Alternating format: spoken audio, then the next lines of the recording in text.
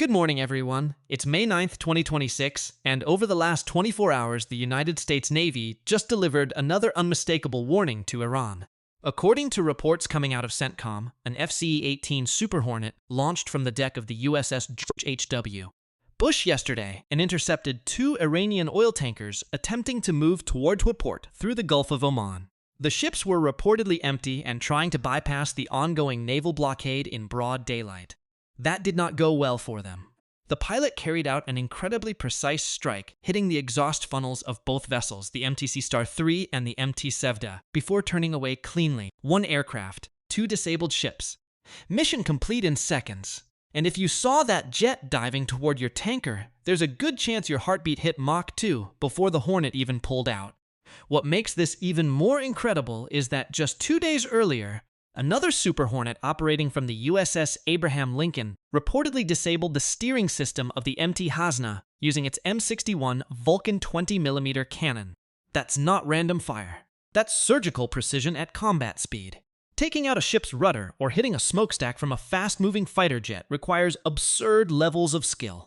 These naval aviators are operating at an elite level right now. At the same time, reports continue circulating that suspected F-35 strikes targeted infrastructure connected to Iranian port operations after Tehran attempted to harass U.S. naval traffic near the strait, and Iran's reaction? Predictably furious. Iranian Foreign Minister Abbas Araghchi appeared on state television, accusing the United States of carrying out what he called a reckless military escalation that supposedly damaged diplomatic efforts.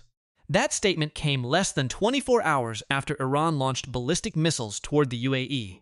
Apparently, retaliation only counts when the other side responds. So let's translate the situation into plain English.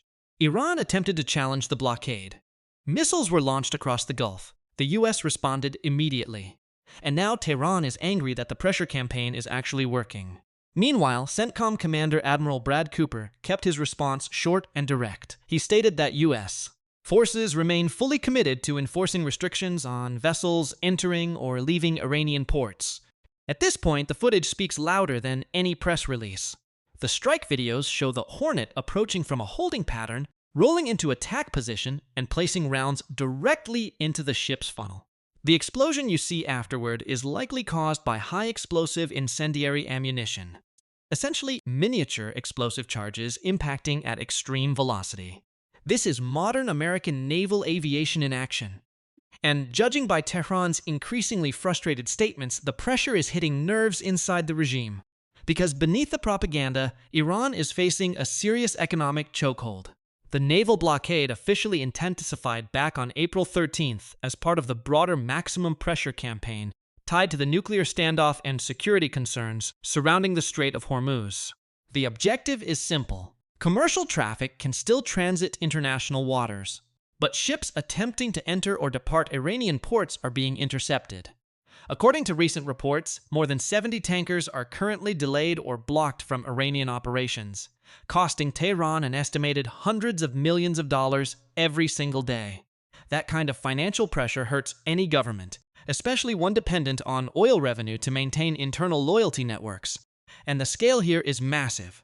The blocked vessels reportedly represent over 160 million barrels of oil capacity.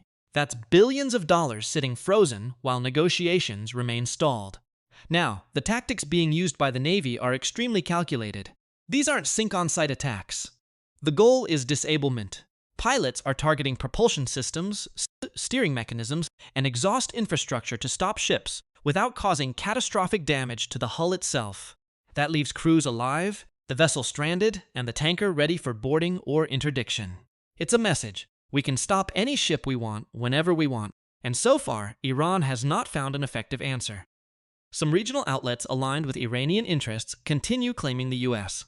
will eventually retreat under economic or military pressure. But that argument assumes this conflict resembles Iraq or Afghanistan. It doesn't. What we're seeing looks much closer to a long-term pressure strategy built around air superiority, naval dominance, and economic isolation, rather than massive ground invasions. Iran still possesses asymmetric tools: fast attack craft, missile boats, drones, submarines, and coastal missile systems. But they're operating against multiple carrier strike groups, guided missile destroyers, and persistent U.S. Air coverage, that's a difficult equation. And one major factor here is the increased activity of American F-16s in the region. Why does that matter? Because specialized F-16CJ aircraft are designed specifically for suppression of enemy air defenses, what pilots call SEAD missions. Their job is essentially to provoke hostile radar systems into activating, identify missile sites, and destroy them before larger strike packages move in. In simple terms, they fly directly toward danger so the enemy reveals itself. And if Iran's air defense network attempts to activate around key nuclear or military facilities, those F-16s will likely be among the first aircraft responding.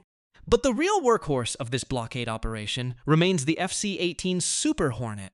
The Super Hornet is the backbone of carrier aviation, twin-engine, carrier-based, fast, flexible, and capable of precision strikes in virtually any weather conditions. Powered by dual General Electric engines, the aircraft can exceed Mach 1.8 and remain on station for extended periods with aerial refueling support. More importantly, it can carry a huge mix of weapons across multiple hardpoints, including laser-guided bombs and precision cannon systems.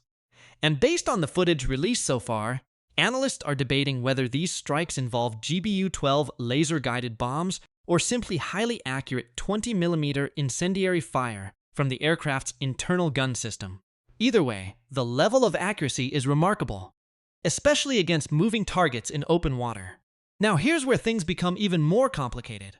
While these military operations continue, diplomatic negotiations are still happening in parallel. Secretary of State Marco Rubio stated Friday that Washington is waiting for Iran's response to a proposed temporary ceasefire arrangement.